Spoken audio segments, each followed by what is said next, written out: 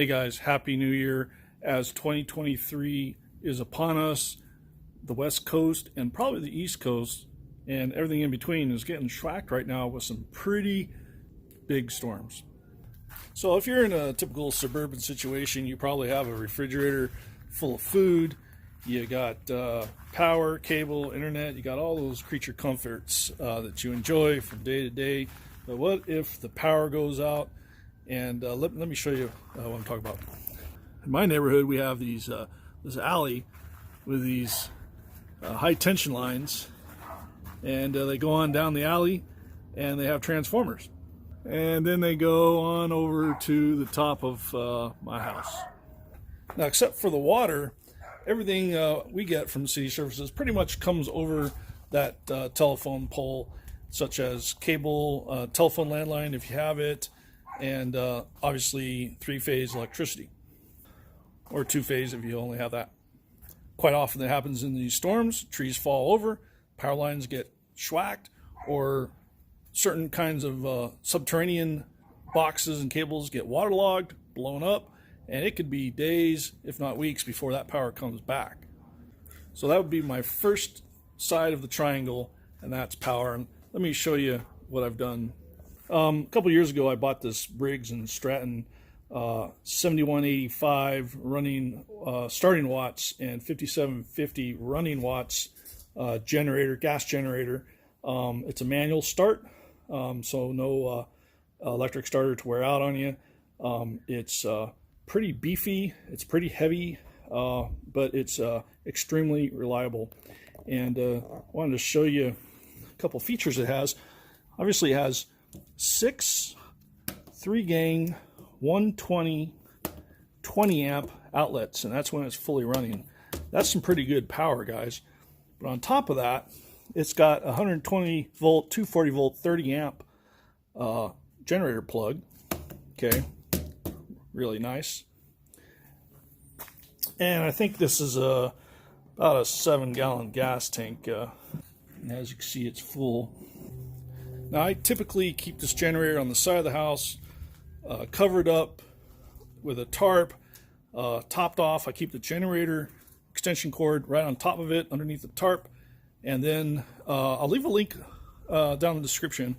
But I have another series of videos where I built a generator quiet box. But in this particular video, I'm not going to show you how I'm running that, because the premise here is it's raining. It's storming outside, and you don't got time for that.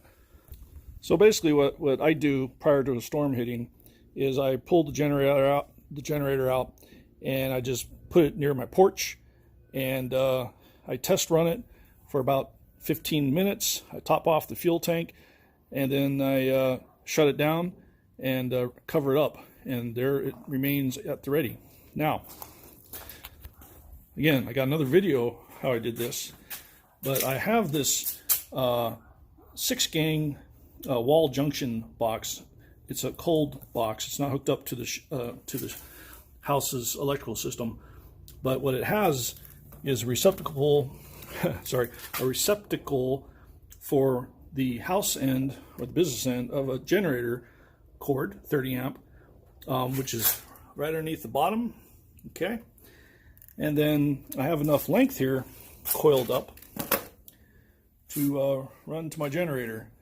Now, it's a 25-foot extension cord, so in reality I would probably scoot my generator up under here, under these bushes here, give it a little protection. And also the foliage is kind of a natural sound deadener just by itself, plus it's on the grass.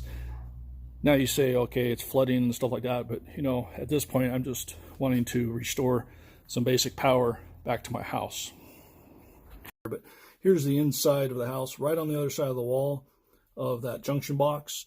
Now, when it's plugged into generator power and running, there's 2 LED lights there showing that you have the correct phase. And but as you can see there, 6-gang, 3-prong, 120 is, and 20 amp is more than enough for certain emergency situations, just to power some basic things to get you through the storm until you get power restored.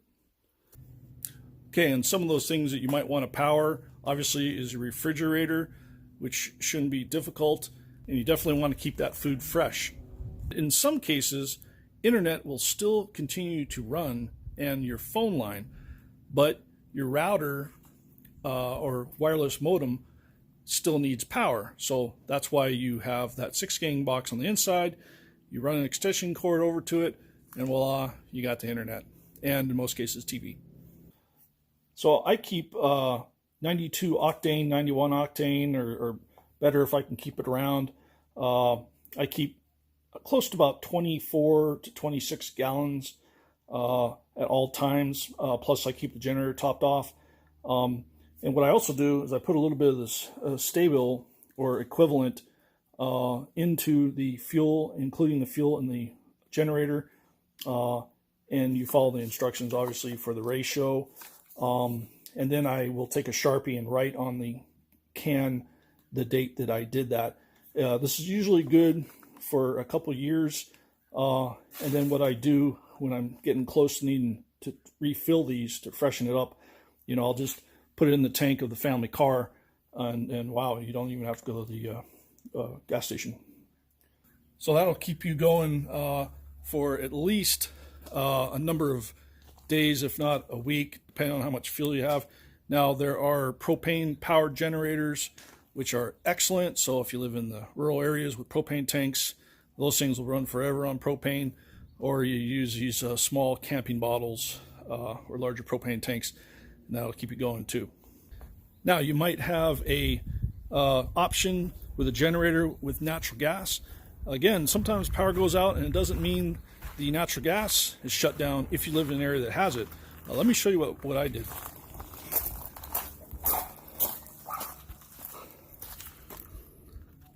So last year, I had a plumber plumb in to our street service gas from the city, and I had him put in a barbecue spigot with a shutoff valve and a quick connect, and mainly I did that for two reasons. One, to use it to feed natural gas to our above ground pool, which is an excellent source of fuel for above ground pool heater.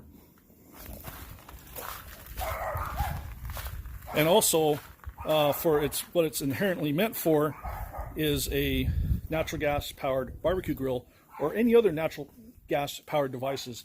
And if you're handy enough, you can actually tee into other devices as kind of a backup. And you never know when your main line of your house maybe gets disrupted or broken. Maybe you got gas going through your attic or something. You need to bypass it somehow. And I keep a coiled up 36-foot outdoor rated natural gas line right here. Now that's inside diameter, 3/8 inch, I believe. So, but as always, check with your city code to make sure that it's compatible and that it's safe. Read all instructions. Again, this is for me. I'm not recommending you do it. I'm just giving you an example what I do. Okay, now what if you're all out of gas, no propane, no way to use that beautiful generator of yours, but you still need a little bit of power for some critical equipment? Okay, what I have here is a Coleman 100-watt, 6-amp, basically portable solar panel here. I bought this as a kit, and it came with its own solar controller, charger and controller, and then a cable that plugged right into right there. And now, what you want to be careful when dealing with these is you're going to have the hot leads, keep them covered up with some electrical tape because they're hot right now. As you can see, I'm in the shade and it's still pulling a charge. And then get yourself a battery of your choice that's compatible with your solar charger. And in my case, I got an AGM 24F EverStart. I got this from Walmart for a song and a dance. It holds a charge for a very long time. And in fact, once in a while, what I do is I hook it up outside to my solar panel for a couple days, and just let it kind of do its thing and cycle around and stuff. And so far, 419, it's still got a pretty good charge. I do, like I said, recharge it every 6 months or 12 months just to check it. And then get yourself an inverter of your choice and matched to your needs. This one happens to be only a 1,000-watt inverter, but there are many others available, as you see, as a 3 gang outlets on the side. This is fan cooled, so it's going to make noise. Now, what they're talking here, peak surge, would be such as if you have a small coffee maker or other device that when it first turns on, you're going to get that surge. And then if you have a continuous use device below 1,000 watts, then it shouldn't pop the breaker. But otherwise, I know that for a fact that I can't run a Keurig with this inverter, but I can definitely run most other solid state devices. And then I have some of these banana clips to just plug right on to the battery terminals. Again, you can use whatever method you use to connect banana clips or whatever. And if you have a long enough extension cord, you can keep this stuff on your porch. I have about 15-foot coiled up cable, and you can just throw this panel out on your lawn or on your roof or wherever. Maybe put a heavy bag on there to hold it down or something. But that is a kind of an emergency backup power supply. It also works great for camping if you want to keep your rig's battery topped off. Now let's say everything's out and you need real bad emergency power or heat. Now where I live, we're never going to get that cold, but some places in the country, you're going to get to life-threatening situations where it might get so cold and you have no other choice but to run one of these little buddies 3800 BTU camping gas type of heaters. These are rated for indoors, and there's a lot of reviews on various YouTube channels to go check out the authenticity of this. There may be other models, I'm not sure, but most of us, they're camping a lot, will have quite a few of these. These are inexpensive. I recommend getting a dozen of these and keep them around, especially in the wintertime. This could be the difference between life and death, especially for some elderly people that just can't get warm any other way. All right, guys, so that's basically my power backup. Obviously, there's many other situations. Many of you may even have solar already on your house and you don't need this stuff. As you notice, my equipment kind of has a theme. It's all portable. I could pack it up in the back of my truck with a matter of an hour and bug out if I needed to. So it's pretty handy, and I kind of like it that way because I'm not always going to live in this house. All right, now what about food and water? Well, we can usually, as humans, go a lot longer without food than water. But water, after 3 days, we start having some difficulties, guys. And again, some parts of the country, you may not have a problem with finding water. But obviously here on the West Coast, we're either drowning or we're in the desert. Let me show you what I did. So what I got here is a 55-gallon water container. Now these are available on Amazon. You get delivered to your house. I have just this one.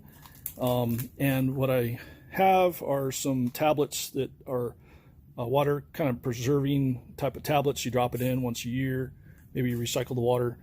And then I have a emergency hand pump that's designed for this container that would just attach right there and go on in and then pump out water. I also keep a hand truck handy just so that if I want to, I can move that closer to the house. Use your method of storing water. That works for us so far, but also of note, in an emergency situation where you need water, if you have a conventional 30, 40, or 50-gallon hot water heater, guess what? You got water inside that holding tank there. And with just some basic filters, like this one, that water is completely suitable for sustainment if you ration the water correctly, you know, if you're going to be out of water that long. But again, in the suburban kind of communities that we typically exist in, help will be on its way in a matter of days, hopefully, and you shouldn't have to resort to that. All right, the next side of the triangle might surprise you. Some of you may not be very handy. Some of you are. Some of you know somebody that's handy. But tools. Tools of all kinds. I would include first aid kits, tools to help you get in or out of a house or out of other situations. And this is the one where it's really going to be up in the air and depend on your own situation, your living conditions, and what you're capable of. Let me show you a couple things that I have handy. Okay, obviously here on the West Coast, mountainous regions, you have trees that fall. So a couple things to have handy would be either a gas or an electric chainsaw. Gas is probably be better for obvious reasons.